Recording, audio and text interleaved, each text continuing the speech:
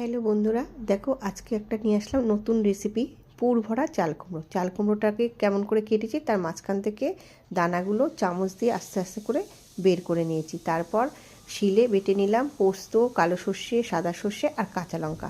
আর এদিকে নিলাম নারকেল কুড়িয়ে। নারকেল কুড়াটার সাথে সেই বাটা মশলাটা একসাথে মিক্সড করেছি। তার সাথে দিয়েছি নুন, হলুদ, লঙ্কার গুঁড়ো, একটু চিনি আর ঘি দিয়ে ভালো করে মিক্সড করে নিয়ে ওই চাল কুমড়োর ভিতরে পুরগুলো ভরে দিয়েছি একটা করে।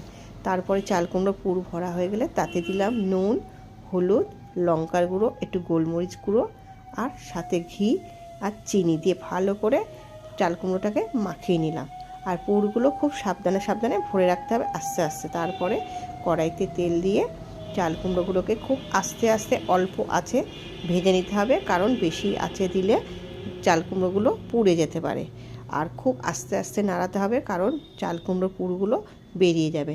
দেখো এই যে চাল কুমড়োগুলো পুর ভর্তি করা আস্তে আস্তে করে ভাজা করছি। এইভাবে তোমরাও বাড়িতে একবার করে দেখতে পারো, কারণ এটা একদম নতুন একটা রেসিপি। গরম ভাতের সাথে খেতে খুবই ভালো লাগবে। আশা করি তোমরা একবার হলো বাড়িতে এটা একবার চেষ্টা করবে। করে কেমন লাগলো আমাকে জানাবে। ভালো লাগলে লাইক, কমেন্ট আর শেয়ার করবে।